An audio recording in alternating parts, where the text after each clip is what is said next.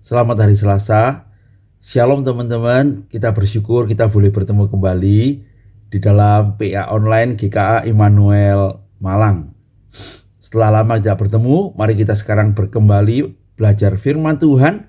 Hari ini kita akan belajar dari Kisah Para Rasul pasal yang ke-14. Ya. Kita akan sebetulnya membahas seluruh pasal ini dalam satu rangkaian begitu, tetapi karena waktu kita akan memecahnya menjadi beberapa bagian. Hari ini kita akan membahas yang pertama dari Kisah Para Rasul 14 ayat 1 sampai ayat yang ke-7, yaitu Paulus dan Barnabas di Ikonium. Ya. Saya akan membacakan firman Tuhan untuk saudara sekalian. Di Ikonium, kedua rasul itu masuk ke dalam rumah ibadat orang Yahudi, lalu mengajar sedemikian rupa sehingga sejumlah besar orang Yahudi dan orang-orang Yunani menjadi percaya. Tetapi orang-orang Yahudi yang menolak pemberitaan mereka memanaskan hati orang-orang yang tidak mengenal Allah dan membuat mereka gusar terhadap saudara-saudara itu. Paulus dan Barnabas tinggal beberapa waktu lamanya di situ.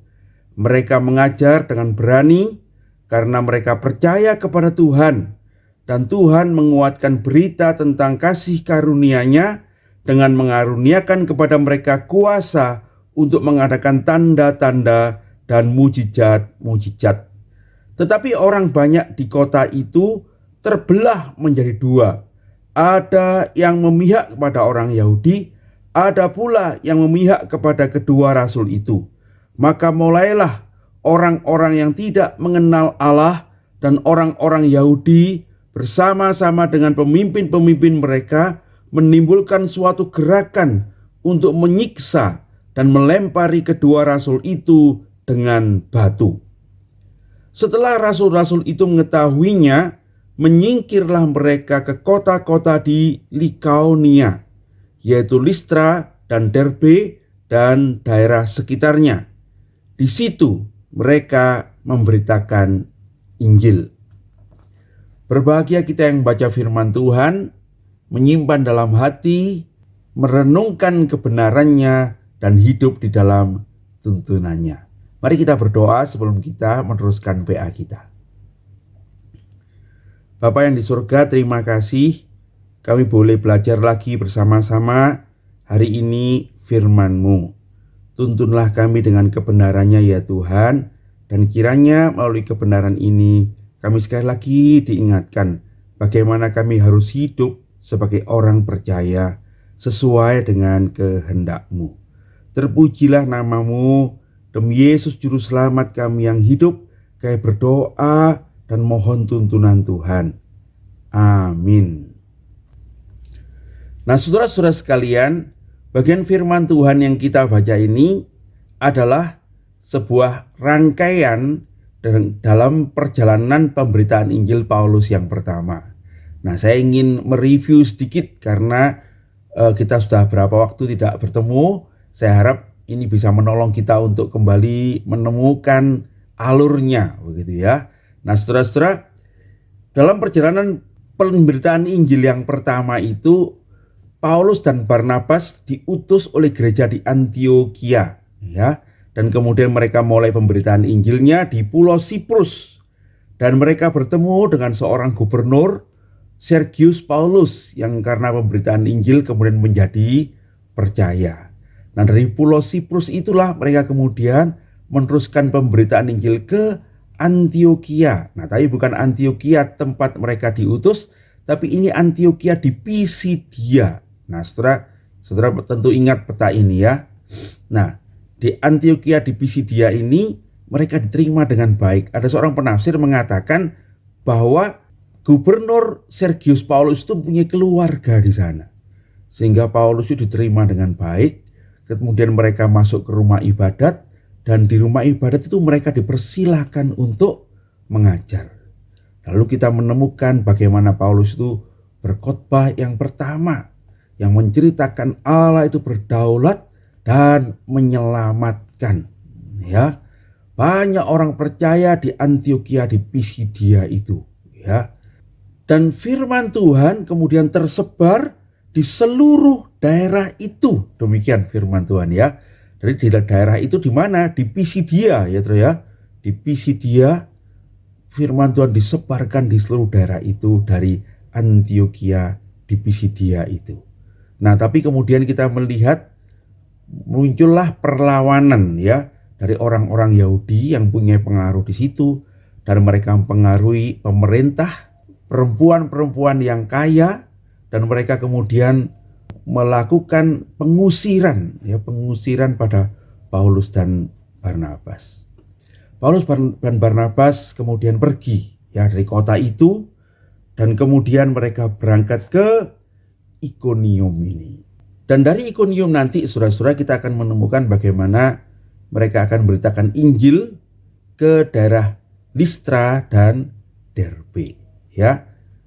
Hari ini kita akan hanya membahas di Ikonium.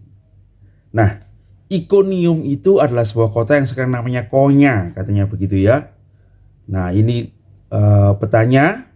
Nah, Ikonium ini berjarak sekitar 150 km atau 90 mil dari Antioquia ya. Dan dari Ikonium nanti akan ada pemberitaan Injil ke Listra yang dekat, yaitu sekitar 30 kilo saja.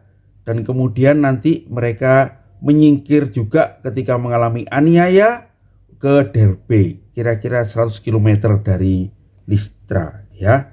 Dan di pasal 14 ini kita akan berbicara tentang ketiga kota ini.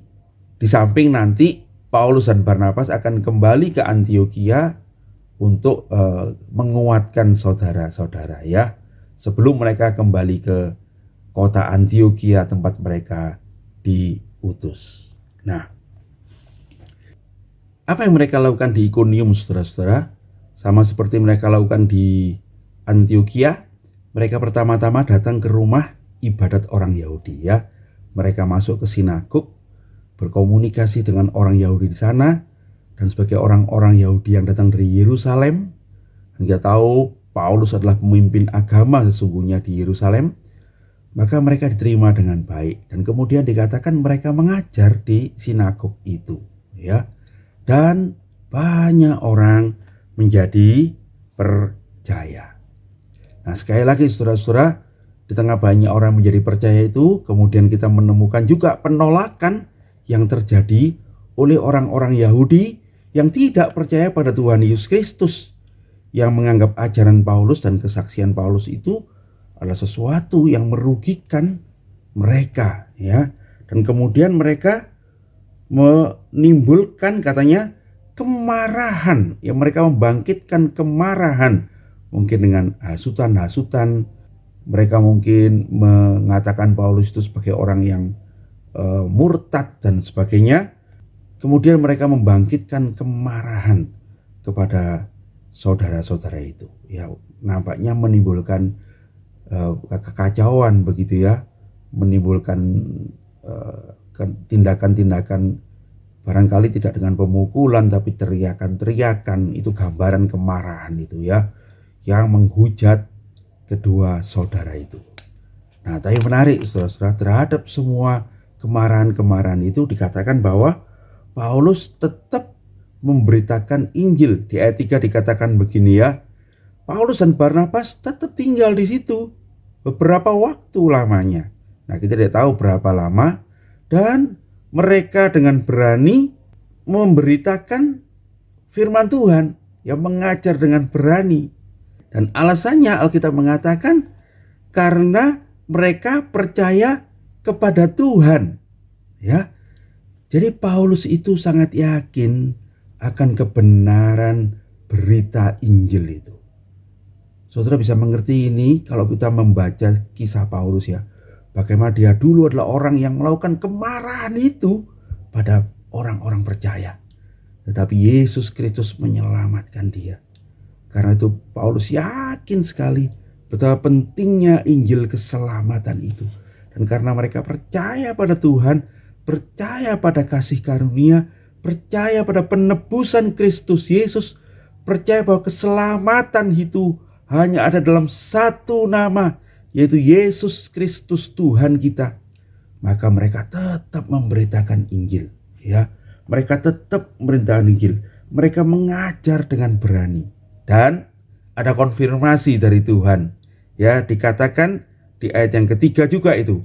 Dan Tuhan menguatkan berita tentang kasih karunia-Nya dengan mengaruniakan kepada mereka kuasa untuk mengadakan tanda-tanda dan mujizat-mujizat. Saudara-saudara, ini menarik ya. Dan saya kira ini benar ya.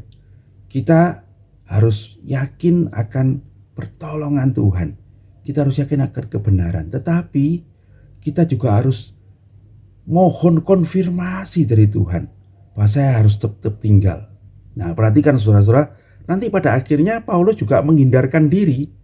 Tetapi sekarang ini tidak. Kenapa? Karena ada konfirmasi dari Tuhan supaya dia tinggal. Dengan apa? Tuhan barangkali menunjukkan kesembuhan-kesembuhan. Tuhan menunjukkan pertobatan-pertobatan dari pemberitaan Injil mereka. Tuhan membuat mujizat-mujizat yang membuat orang-orang itu melihat betul ada kuasa Allah menyertai kedua rasulnya ini. Nah, saudara-saudara sekalian, itu membuat banyak orang menjadi percaya sampai beberapa waktunya, dan sekalipun ada kemarahan-kemarahan, kedua rasul itu dilindungi oleh Tuhan sendiri, ya. Lalu di ayat 4 kita menemukan kalimat ini, saudara-saudara. Tetapi orang banyak di kota itu terbelah menjadi dua. Ada yang memihak pada orang Yahudi, ada pula yang memihak kepada kedua rasul itu. Saudara-saudara, pelayanan itu akhirnya menimbulkan keterbelahan di kota itu, di Ikonium, ya. Ada yang bermihak pada orang-orang Yahudi yang menentang Paulus dan Barnabas, ada yang memihak kepada kedua rasul itu.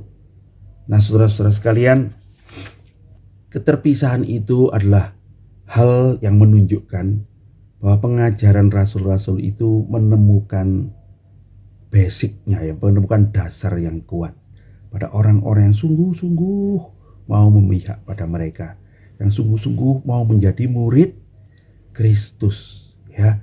Yang kemudian bukan lagi cuma Paulus dan Barnabas yang dimusuhin, tetapi rupanya ada orang-orang yang lain yang sungguh-sungguh percaya pada Tuhan Yesus, yang oleh kuasa Roh Kudus itu menjadi murid-murid yang pertama di kota Ikonium itu.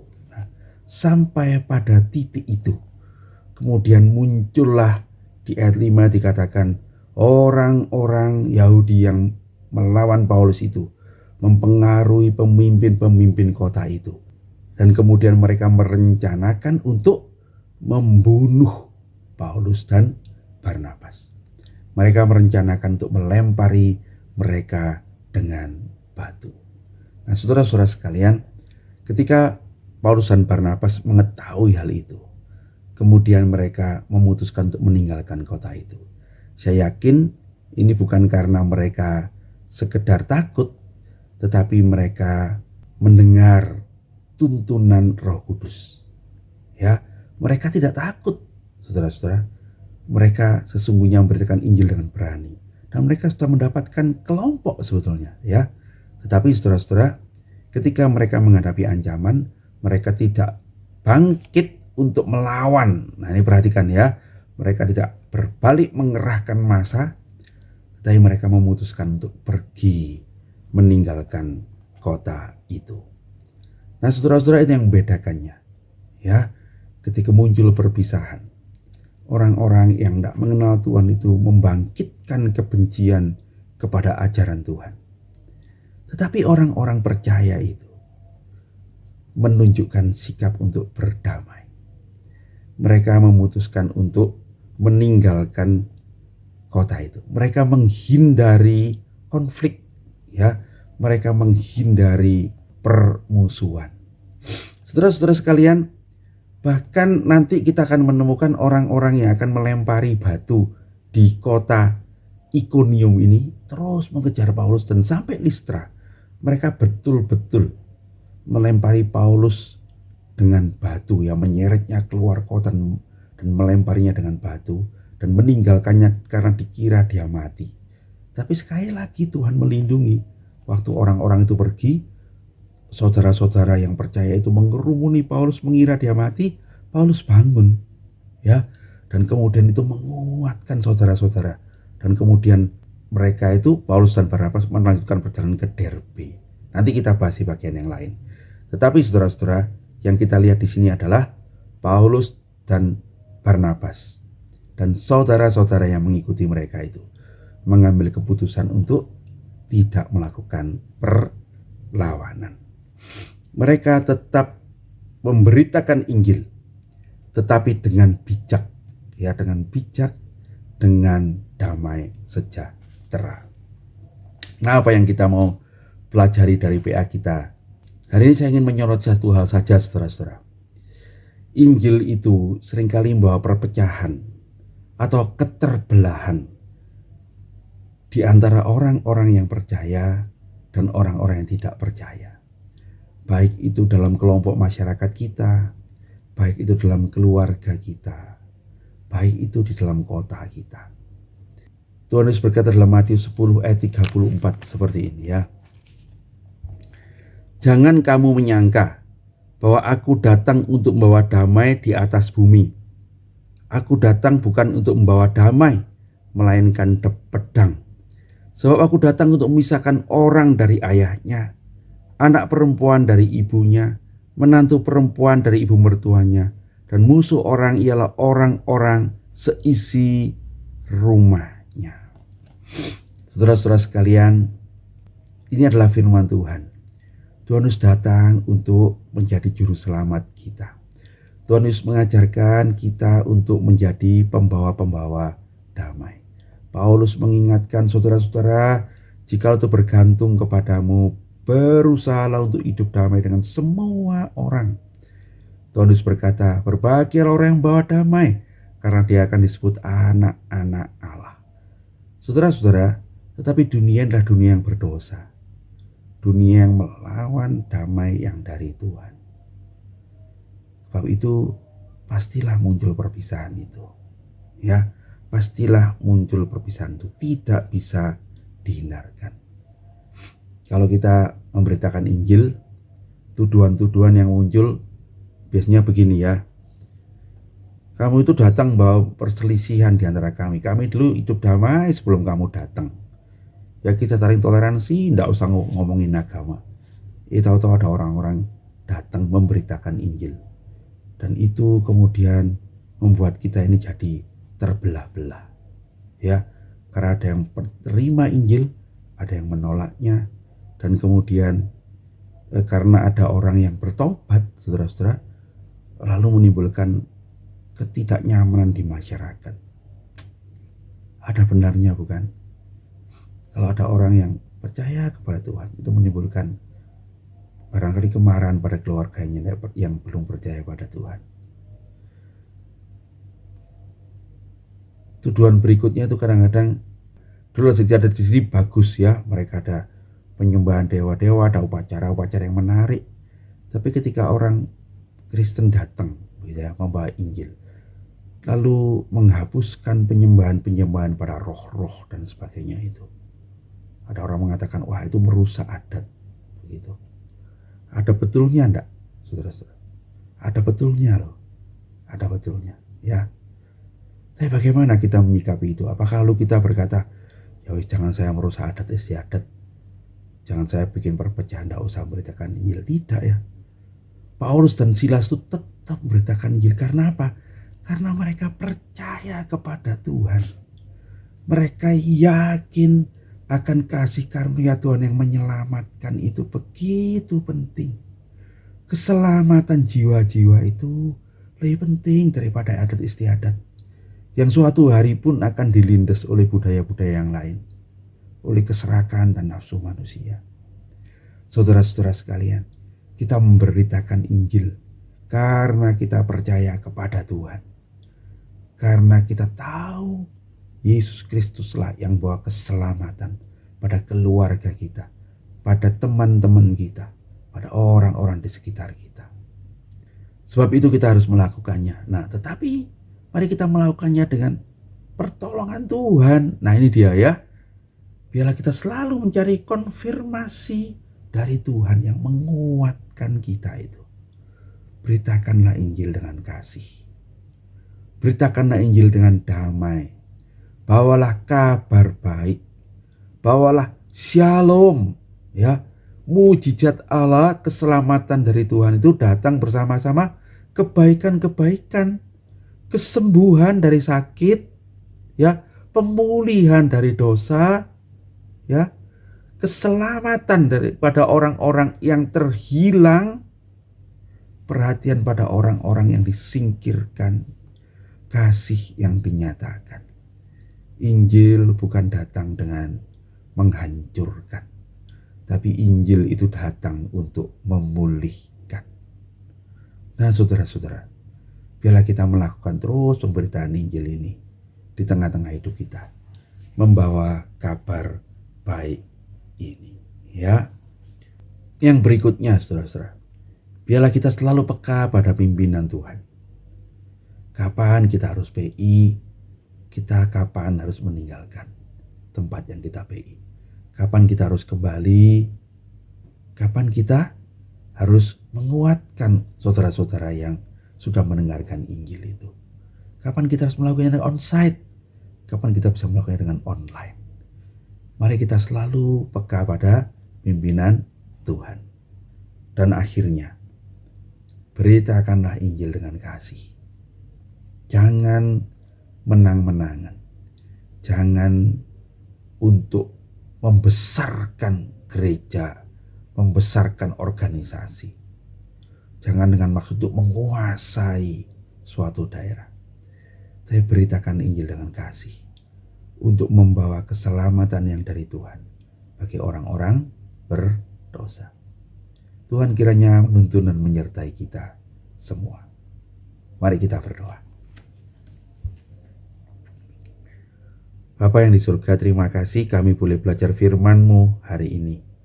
Tuntunlah kami dalam kebenaran-Mu dan pimpinlah kami di jalan keselamatan-Mu.